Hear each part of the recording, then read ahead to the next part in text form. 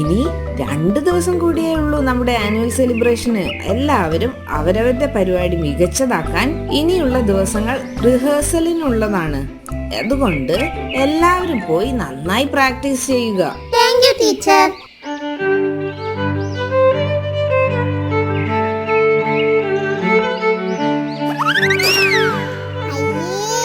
ഇങ്ങനെയാണ് വയലിൻ വായിക്കുക. കേൾക്കാൻ ഒരു രസവുമില്ല. ഇതിനേക്കാൾ നന്നായി ഞാൻ വായിക്കും.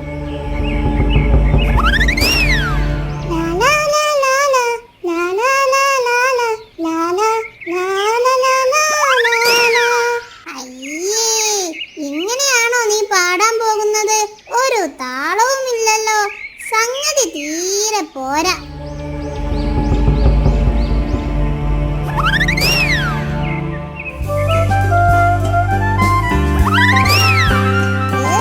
ഒരു ഭംഗിയുമില്ല നിന്റെ ചിത്രം കാണാൻ. ഇതിലും നന്നായി ഞാൻ വരയ്ക്കും.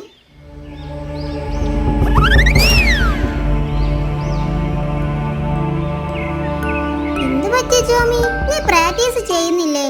എന്റെ പാട്ട് കേൾക്കാൻ ഒരു രസവുമില്ലടാ.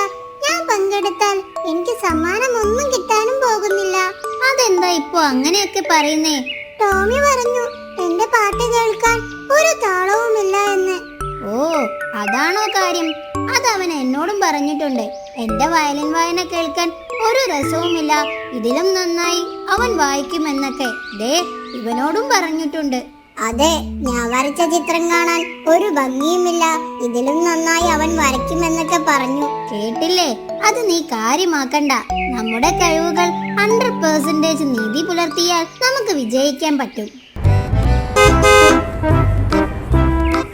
Judges, please note chess number 23.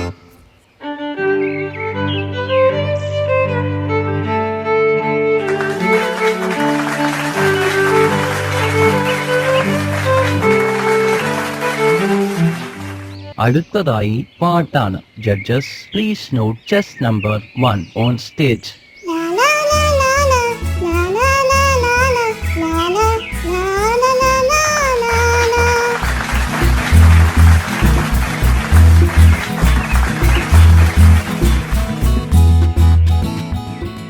അടുത്തതായി ഇന്ന് നടന്ന മത്സരങ്ങളുടെ സമ്മാനദാന ചടങ്ങാണ്. വയലിൻ കോമ്പറ്റീഷനിൽ ഫസ്റ്റ് പ്രൈസ് ഗോസ് ടു അലക്.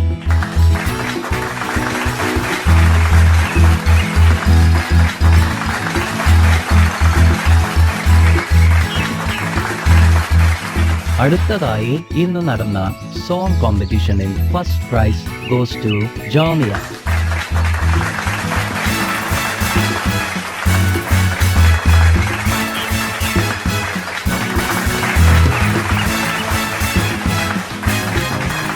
അടുത്തതായി ഇന്ന് നടന്ന ചിത്രരചന കോമ്പറ്റീഷനിൽ ഫസ്റ്റ് പ്രൈസ് ഗോസ് ടു മുന്തിരിക്കുട്ടൻ.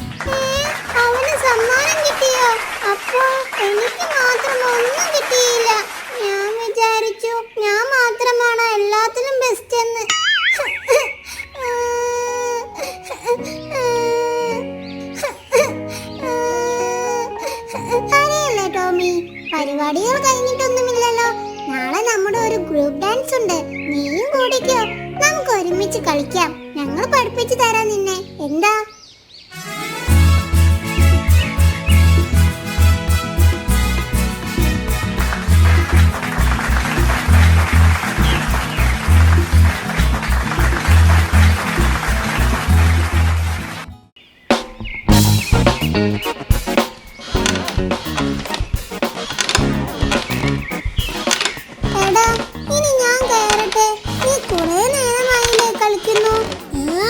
കുറച്ചുകൂടി ആടിയിട്ട് തരാം.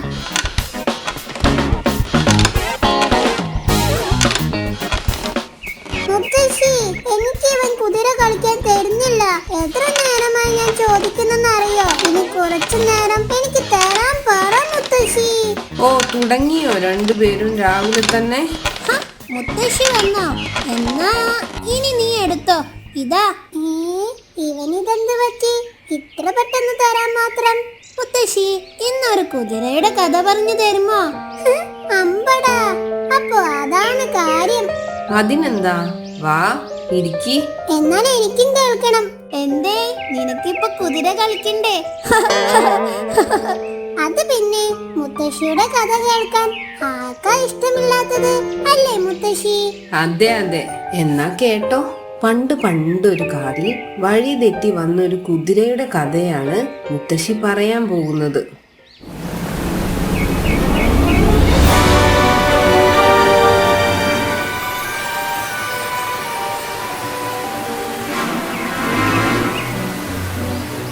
സിംഹരാജൻ വേട്ട കഴിഞ്ഞ് ദിവസവും പരിവാരങ്ങളോടുകൂടി ദാഹം തീർക്കാനും വിശ്രമിക്കാനും എത്തുക ഈ നദിക്കരയിലാണ്. ഒരു ദിവസം പതിവ് പോലെ വെള്ളം കുടിച്ചുകൊണ്ടിരിക്കുമ്പോൾ പെട്ടെന്നാണ് സിംഹരാജൻ ഒരു ശബ്ദം കേട്ടത്. ഇവിടെ നിന്നാണോ ശബ്ദം കേട്ടത്? അതെന്ത് ജീവിയാണ്? എന്തായാലും പേടിച്ച് നിലവിളിച്ചതല്ല, ചങ്ങാത്തം കൂടാനുള്ള ശബ്ദവുമല്ല. ഇനി ആരെങ്കിലും എന്നെ വെല്ലുവിളിക്കുകയാണോ?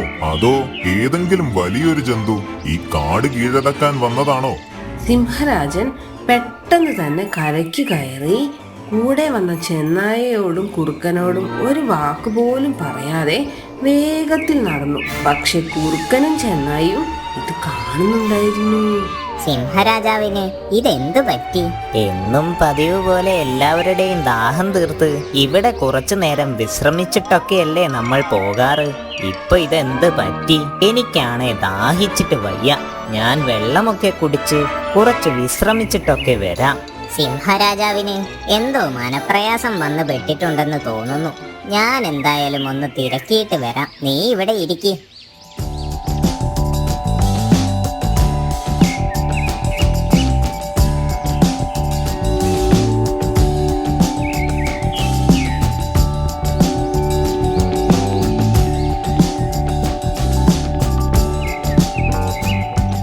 പ്രഭു, അങ്ങ് ദാഹിച്ചു വലഞ്ഞാണ് നദിക്കരയിലെത്തിയത്.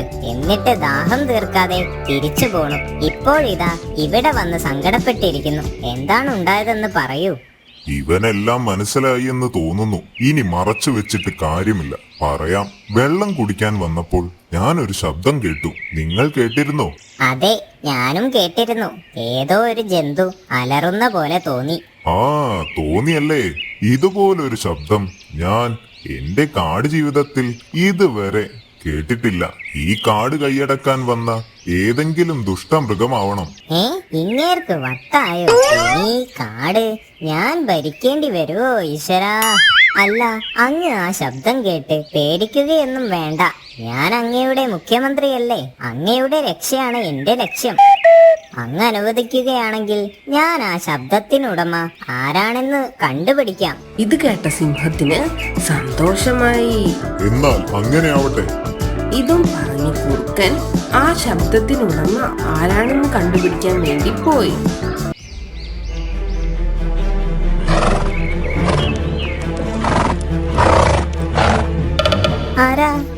ആരാത്? ആരാന്നാ ചോദിച്ചത്? അത് ചോദിക്കാൻ താനാരാ? ഞാനോ? ഞാൻ ഈ കാട് വാഴുന്ന സിംഹരാജാവിന്റെ മുഖ്യമന്ത്രിയാണ്. നിന്നെ ഇതിനു മുന്നേ ഇവിടെയെങ്ങും കണ്ടിട്ടില്ലല്ലോ. നീ ഏതാ? ഓ, സിംഹരാജാവിന്റെ മുഖ്യമന്ത്രിയാണല്ലേ. എനിക്ക് പെട്ടെന്ന് മനസ്സിലായില്ല. ഞാനൊരു 2 ആഴ്ചയായി ഈ കാട്ടിൽ വന്നിട്ട് എന്റെ യജമാനുമായി പോകുമ്പോൾ കാലുവഴുതി ഞാൻ ഈ പുഴക്കരയിൽ വീണു. പിന്നെ എനിക്ക് എഴുന്നേൽക്കാൻ പറ്റിയില്ല. യജമാനൻ എന്നെ ഉപേക്ഷിച്ചു പോയി. ഇപ്പോൾ മെല്ലെ എന്റെ കാലിന്റെ അസുഖം മാറി. അങ്ങനെ ഞാൻ ഈ കാട്ടിൽ കൂടി. ഇവനെ വെച്ചൊരു കളി കളിക്കാം. വേട്ടയ്ക്ക് പോയി ഒന്നും കിട്ടാത്തതിന്റെ ക്ഷീണം മാറ്റുകയും ചെയ്യാം. നിങ്ങളൊരു നല്ല മനസ്സിനുടമയാണ്. കണ്ടാലറിയാം. നിങ്ങളുടെ രാജാവിനോട് പറഞ്ഞ് എനിക്ക് ജീവിതകാലം മുഴുവൻ ഈ കാട്ടിൽ താമസിക്കാൻ അനുവാദം വാങ്ങി തരണം. ഞാൻ നോക്കട്ടെ. ഞാൻ ആദ്യം അദ്ദേഹവുമായി സംസാരിക്കട്ടെ. മന്ത്രി രാജാവിന്റെ അരികിൽ ചെന്ന് കാര്യങ്ങൾ പറഞ്ഞു. പ്രഭു, അങ്ങ് ഉദ്ദേശിക്കുന്ന പോലെയൊന്നുമല്ല. അതൊരു സാധാരണ കുതിരയാണ്. ആണോ? എന്നാൽ നിനക്കതിനെ നമ്മുടെ ഇന്നത്തെ വേട്ടമൃഗമാക്കാമായിരുന്നില്ലേ? എനിക്കൊറ്റയ്ക്ക് എന്തായാലും കഴിയില്ല. അതുകൊണ്ട് ഞാൻ ആ കുതിരയോട് പറഞ്ഞു, ഈ കാട് ഭരിക്കുന്ന സിംഹരാജാവ് ഒരു പാവമാണ്. നീ ഇവിടെ ഇപ്പോൾ ഞങ്ങളുടെ അതിഥിയാണ്. അതിനാൽ എന്റെ രാജാവിന്റെ കൂടെ താമസിക്കാം എന്ന് പറഞ്ഞു. അപ്പോൾ അദ്ദേഹം സമ്മതിച്ചിട്ടുണ്ട്. കൊള്ളാം, നിന്റെ ബുദ്ധി അപാരം തന്നെ. നമുക്കൊരുമിച്ച് അവനെ ഇവിടെ വെച്ച് ശരിപ്പെടുത്താം. ഒരു കുട്ടി പോലും അറിയില്ല. അങ്ങനെ ഇതൊന്നും അറിയാത്ത പാവം കുതിര സിംഹത്തിന്റെ ഗുഹയിലേക്ക് കയറി. തക്കം പാർത്തിരുന്ന സിംഹവും കുറുക്കനും കൂടി കുതിരയെ ശരിപ്പെടുത്തി വീതിച്ചെടുത്തു. ബുദ്ധിശാലികൾ കൗശലത്താൽ ഇഷ്ടങ്ങൾ സാധിച്ചെടുക്കും. ഏത് ശക്തിയും അവരുടെ തന്ത്രത്തിനു മുന്നിൽ കീഴ്പ്പെടും.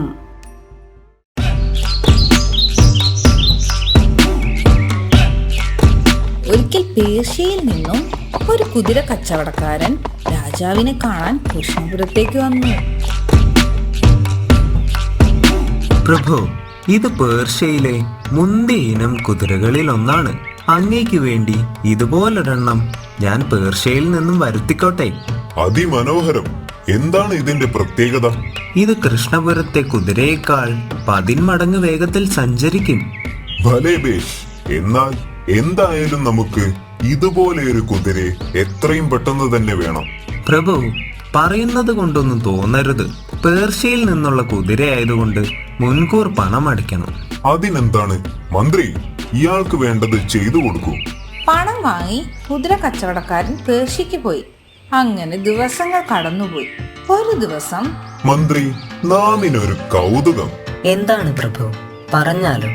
നമ്മുടെ രാജ്യത്തെ മുഴുവൻ വിഡ്ഢികളുടെയും ഒരു പട്ടിക തയ്യാറാക്കണം. ഉത്തരവ് മഹാരാജൻ. പക്ഷേ എനിക്ക് 2 ദിവസത്തെ സമയം തരണം. അങ്ങനെ 2 ദിവസം കഴിഞ്ഞപ്പോൾ മന്ത്രി രാജ്യത്തെ വിഡ്ഢികളുടെ പട്ടികയുമായി രാജസന്നിധിയിലെത്തി. അതിൽ ആദ്യത്തെ പേര് തന്നെ തന്റേതാണെന്ന് കണ്ട രാജാവ് ക്ഷുഭിതനായി. എന്ത് വിഡ്ഢിത്തമാണിത് ബീർബൽ? താങ്കളോട് രാജ്യത്തെ വിഡ്ഢികളുടെ പട്ടിക തയ്യാറാക്കാൻ പറഞ്ഞിട്ട് ഇതിൽ ആദ്യത്തെ പേര് എന്റേതാണല്ലോ. ക്ഷമിക്കണം പ്രഭു, പക്ഷേ അതിന് തക്കതായ കാരണമുണ്ട്. എന്ത് കാരണം? ബീർബൽ നമ്മെ കളിയാക്കുകയാണോ?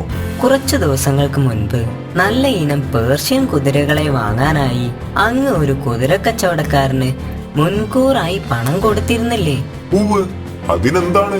അങ്ങൊരു വിഡ്ഢിയല്ലായിരുന്നുവെങ്കിൽ യാതൊരു മുൻ പരിചയവുമില്ലാത്ത ഒരു പരദേശിക്ക് കുതിരകൾക്കുള്ള മുഴുവൻ തുകയും മുൻകൂറായി കൊടുക്കുമായിരുന്നു. അയാളിപ്പോൾ പണവും വാങ്ങിയിട്ട് എത്രയോ നാളുകളായി. ആ പണവും കൊണ്ട് അയാൾ മുങ്ങിയില്ലേ? അയാൾ മുങ്ങിയതാണെന്ന് ആര് പറഞ്ഞു? അയാൾ വേറെ എന്തെങ്കിലും കാരണം കൊണ്ട് വൈകിയതായിക്കൂടെ? അയാൾ അല്പമെങ്കിലും ബുദ്ധിയുള്ളവനാണെങ്കിൽ അയാൾ ആ വെറുതെ കിട്ടിയ പണം നഷ്ടപ്പെടുത്തുകയില്ല. അഥവാ ഇനി കുതിരകളെയും കൊണ്ട് അയാൾ വരികയാണെങ്കിൽ അന്ന് അങ്ങയുടെ പേര് ഈ പട്ടികയിൽ നിന്ന് വെട്ടി പകരം അയാളുടെ പേര് ചേർത്ത് കൊള്ളാം. അതുവരെ അങ്ങ് തന്നെയാണ് 1ാം സ്ഥാനത്തിന് അർഹൻ. രാജാവിന് മറുപടിയില്ലായിരുന്നു. അപരിചിതനായ ഒരാളെ വിശ്വസിച്ച് പണം കൊടുത്തത് അബദ്ധമായി പോയെന്ന് അദ്ദേഹത്തിനും ബോധ്യപ്പെട്ടിരുന്നു. ഇനി എന്തു ചെയ്യും മന്ത്രി? എന്തായാലും രാജാവിനെ കബളിപ്പിക്കാനുള്ള ധൈര്യം അയാൾക്കുണ്ടാവില്ല. ഏതെങ്കിലും ഒരു കുതിരയുമായി അയാൾ തിരിച്ചു വരും. അപ്പോൾ നമുക്ക് നോക്കാം. അങ്ങനെ മന്ത്രി പറഞ്ഞത് പ്രകാരം കച്ചവടക്കാരൻ മറ്റൊരു കുതിരയുമായി വന്നു. എന്തു പറ്റി? കുറെ മാസങ്ങളായല്ലോ നിങ്ങൾ പോയിട്ട്.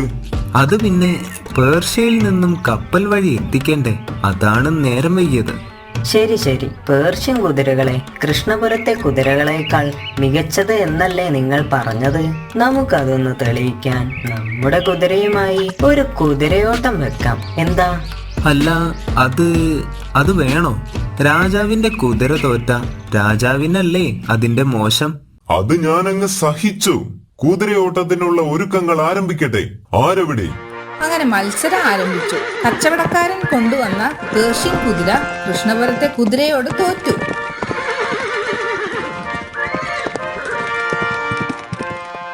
ഇവൻ പറ്റിച്ചു ജീവിക്കുന്ന ആളാണ്. ഇവന്റെ ചതിയിൽപ്പെട്ട ആരെങ്കിലും ഉണ്ടെങ്കിൽ അറിയിക്കൂ. ഉടൻ തന്നെ ഇവനെ തുറങ്കിലടയ്ക്കൂ. അങ്ങനെ മന്ത്രിയുടെ സമയോചിതമായ ഇടപെടൽ കാരണം രാജാവിന്റെ പണം തിരിച്ചു കിട്ടി.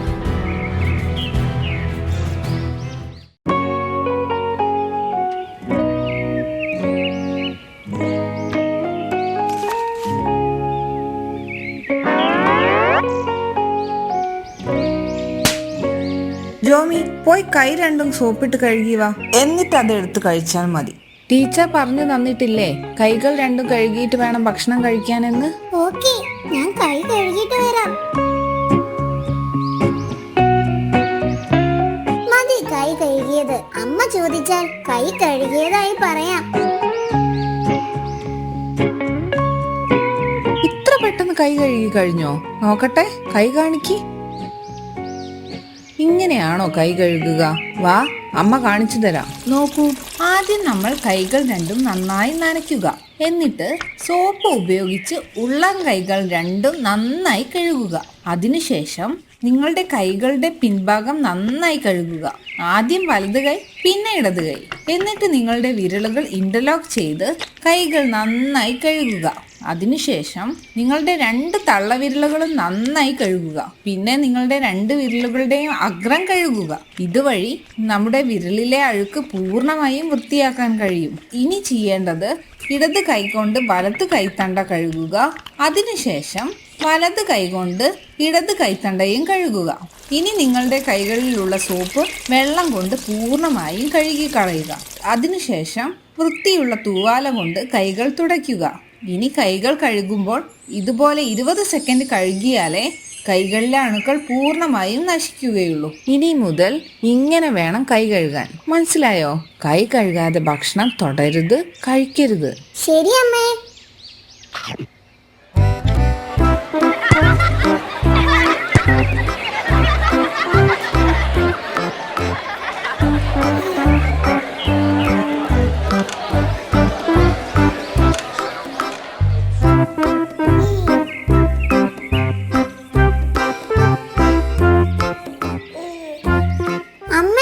വിശക്കുന്നു.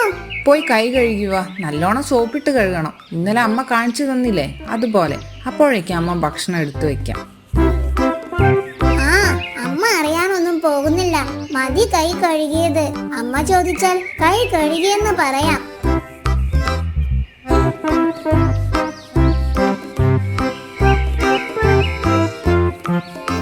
അമ്മേ, ഗുഡ് നൈറ്റ്.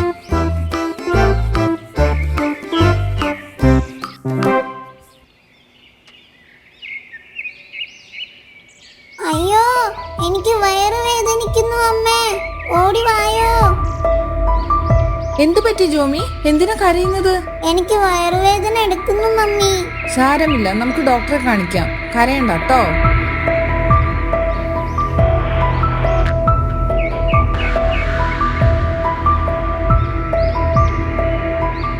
ജോമി, നീ ഭക്ഷണം കഴിക്കുന്നതിന് മുന്നേ കൈ നല്ല രീതിയിൽ സോപ്പിട്ട് കഴുകാറില്ലേ? അത് പിന്നെ കൈ കഴുകിയില്ലെങ്കിൽ ഇതുപോലെ വയറുവേദന വരും. പിന്നെ സൂചി വെക്കും, ഓപ്പറേഷൻ ചെയ്യേണ്ടി വരും. വേണോ? അയ്യോ വേണ്ട ഡോക്ടർ.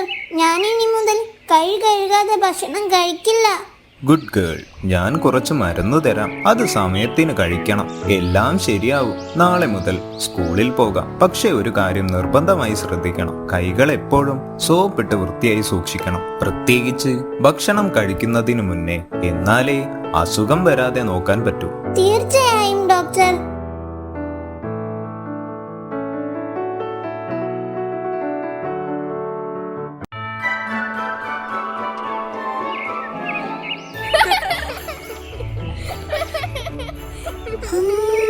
ഹായ്, നല്ല നെയ്യപ്പത്തിന്റെ മണം.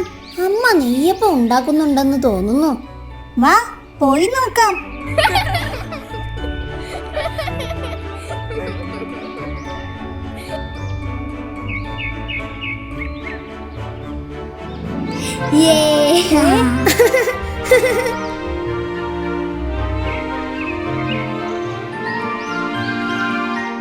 അമ്മേ, മുത്തശ്ശി എവിടെ പോയി?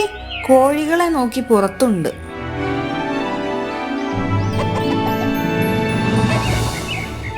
മുത്തശ്ശി, അമ്മ അടിപൊളി നെയ്യപ്പം ഉണ്ടാക്കിയിട്ടുണ്ട്, കണ്ടോ? എങ്ങനെയുണ്ട് നെയ്യപ്പം? ഇഷ്ടമായോ? അടിപൊളി, നല്ല ടേസ്റ്റ് ഉണ്ട്. എനിക്ക് ഒരുപാട് ഇഷ്ടമായി. ഇതെങ്ങനെയാ ഉണ്ടാക്കുന്നതെന്ന് മുത്തശ്ശിക്ക് അറിയാമോ? ഇത് നല്ല വറുത്ത അരിപ്പൊടിയും ശർക്കരയും എള്ളും പഴവും നെയ്യും ഏലക്കായും എല്ലാം ചേർത്ത് എണ്ണയിലിട്ട് വറുത്തെടുക്കുന്നതാണ്. നല്ല രസമുണ്ട് കഴിക്കാൻ. ഇനി എന്നും അമ്മയോട് ഉണ്ടാക്കി തരാൻ പറയണം. അയ്യോ അയ്യോ മുത്തശ്ശി, എന്റെ നെയ്യപ്പം കാക്ക തട്ടിപ്പറിച്ചു കൊണ്ടുപോയി.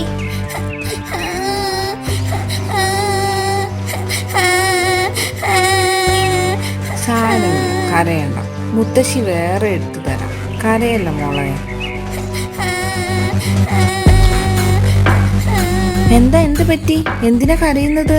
അവളുടെ നെയ്യപ്പം കാക്ക തട്ടിപ്പറിച്ചു കൊണ്ടുപോയി. ഓ, അതാണോ കാര്യം? അത് സാരമില്ല, പോട്ടെ. ദാ ഇവിടെ ഇനിയും ഉണ്ടല്ലോ നെയ്യപ്പം.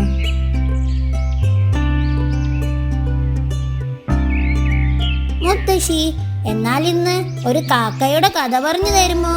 അതിനെന്താ? എന്നാൽ ഇന്ന് മോളുടെ നെയ്യപ്പം കട്ടുകൊണ്ടുപോയ ആ കാക്കയുടെ കഥ തന്നെ ആവട്ടെ.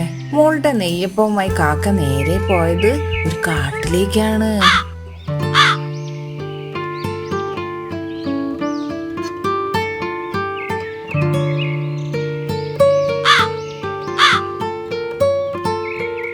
അപ്പോഴാണ് ഒരു കുരങ്ങൻ അതുവഴി വന്നത്. പെട്ടെന്നാണ് നെയ്യപ്പത്തിന്റെ മണം കുരങ്ങന്റെ ശ്രദ്ധയിൽപ്പെട്ടത്. ഹായ്, എവിടെ നിന്നാണ് ഈ മണം വരുന്നത്? കുരങ്ങൻ മണം വരുന്ന സ്ഥലത്തേക്ക് ലക്ഷ്യം വെച്ച് നടന്നു. നല്ല നെയ്യപ്പത്തിന്റെ മണമാണല്ലോ. ഈ കാട്ടിലിപ്പോ ഇതാരാണ് ഇത്രയും മണമുള്ള നെയ്യപ്പം ഉണ്ടാക്കാൻ? അതും ഞാൻ അറിയാതെ. ഇത് കണ്ട കൊതിയനായ കുരങ്ങൻ മുളച്ചിറക്കി. അപ്പോ അവിടെ നിന്നാണ് മണം വന്നത്. ഇവൾക്ക് ഇത് എവിടുന്ന് കിട്ടി? ആ നെയ്യപ്പം കുറച്ച് ചോദിച്ചു നോക്കിയാലോ? അങ്ങനെ ചോദിച്ച ഉടനെ തന്നെ തരാൻ മാത്രം മണ്ടിയല്ല. എന്തെങ്കിലും ഒരു സൂത്രം ഒപ്പിക്കണം. സൂത്രത്തിൽ ചോദിച്ചാലേ കിട്ടൂ. കറുപ്പ് തായ് എനക്ക് പിടിച്ച കളറേ തന്നെ താനേ. എന്താ കുരങ്ങച്ചാരെ, പാട്ടൊക്കെ പാടി നല്ല സന്തോഷത്തിലാണല്ലോ. അത് പിന്നെ എന്റെ പാട്ട് നിങ്ങൾക്കൊക്കെ അല്ലേ കേൾക്കാൻ ഇഷ്ടമില്ലാത്തത്? എന്റെ പാട്ട് കൊണ്ട് എന്നെ പണ്ട് നാട് കടത്തിയവരല്ലേ നിങ്ങൾ. എനിക്ക് എന്റെ പാട്ട് അന്നും ഇന്നും ഭയങ്കര ഇഷ്ടമാണ്. പാട്ട് പാടുമ്പോഴും പാട്ട് കേൾക്കുമ്പോഴും കിട്ടുന്ന സന്തോഷം നിങ്ങളെപ്പോലെ സംഗീത ബോധമില്ലാത്തവരോട് പറഞ്ഞിട്ട് കാര്യമില്ല. ആര് പറഞ്ഞു എനിക്ക് സംഗീത ബോധമില്ല എന്ന്? കുയിൽ റഹ്മാന്റെ മ്യൂസിക് ട്രൂപ്പിൽ പാടാൻ ക്ഷണം കിട്ടിയതാ എനിക്ക്. ഞാൻ പോവാഞ്ഞിട്ടല്ലേ? ഓ പിന്നെ ഉളുവടിക്കാതെ. ഹേയ്, ഉളുവടിച്ചതല്ല. സത്യം പറഞ്ഞാൽ എന്റെ പാട്ടിനോട് മത്സരിക്കാൻ കുയിൽ റഹ്മാന് പോലും ആവില്ല. അതുകൊണ്ടല്ലേ അങ്ങേരുടെ ട്രൂപ്പിലേക്ക് പാടാൻ വിളിച്ചത്. അപ്പോൾ അതാണ് കാര്യം. എന്ത് കാര്യം? ഈയിടെയായി കാട്ടിലൊരു സംസാരമുണ്ട്. എന്ത് സംസാരം? എന്നേക്കാൾ നല്ല പാട്ട് നിന്റെയാണെന്ന്. അത് സത്യമാണോ എന്നറിയാൻ വേണ്ടിയാണ് ഞാൻ വന്നത്. ശരിയാണോ എന്നറിയാൻ നമുക്കൊരു മത്സരം വെച്ചാലോ? എന്താ? അതിനെന്താ, ഞാൻ റെഡി. എന്നാൽ തുടങ്ങിയേക്കാം. ആദ്യം നിന്റെ പാട്ട് തന്നെ ആയിക്കോട്ടെ. കറുപ്പിനഴക് ഓ വെളുപ്പിനഴക്. ഓ നിർത്ത്. ഇങ്ങനെയാണോ പാടുക?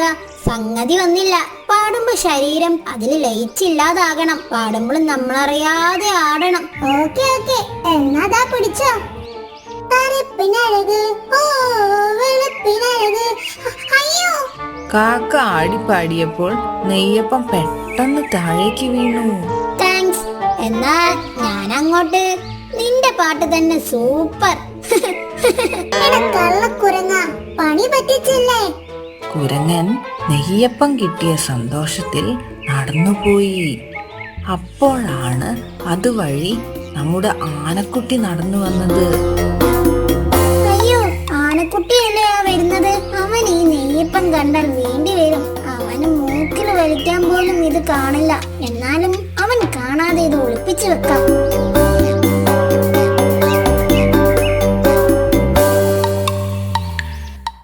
എങ്ങോട്ടാ കുരങ്ങച്ച പതിവില്ലാതെ? ഒന്നുമില്ല, ഒരു മോർണിംഗ് വാക്കിന് ഇറങ്ങിയതാ. എന്തൊക്കെയുണ്ട് വിശേഷങ്ങൾ? സുഖമല്ലേ? എന്നാ പിന്നെ ഞാൻ അങ്ങോട്ട്. മോർണിംഗ് വാക്ക് ഉച്ചക്ക്. സത്യം പറ, എന്താ ഒരു കള്ളലക്ഷണം? ഹേയ്, അത് ജന്മനാ ഉള്ളതാ, ഒന്നുമില്ല, നിനക്ക് തോന്നുന്നതാ. അതെനിക്കറിയാം. എന്താ നിന്റെ കയ്യിൽ? നോക്കട്ടെ. ഒന്നുമില്ല, ദാ കണ്ടില്ലേ? അപ്പോഴാണ് കാക്ക അതുവഴി വന്നത്. ആനച്ചാരെ, ഈ കുരങ്ങൻ എന്റെ കയ്യിൽ നിന്നും നെയ്യപ്പം സൂത്രത്തിൽ കൈക്കലാക്കി. അമ്പട കള്ള. അപ്പൊ അതാണല്ലേ എന്റെ മുന്നിൽ ഒളിച്ചു കളിച്ചത്? അത് പിന്നെ നല്ല നെയ്യപ്പം കഴിച്ചിട്ട് കാലം കുറെ ആയി. നിനക്ക് എന്നോട് ചോദിച്ചാ പോരായിരുന്നോ? ഞാൻ തരുമായിരുന്നല്ലോ. ആ നെയ്യപ്പം ഇങ്ങു തന്നെ, നമുക്കെല്ലാവർക്കും വീതിച്ചെടുക്കാം. അതല്ലേ കാട്ടിലെ നിയമം. അങ്ങനെ ആ നെയ്യപ്പം അവർ പരസ്പരം വീതിച്ചു കഴിച്ചു. സൂത്രത്തിൽ നേടുന്നതൊന്നും ശാശ്വതമല്ല.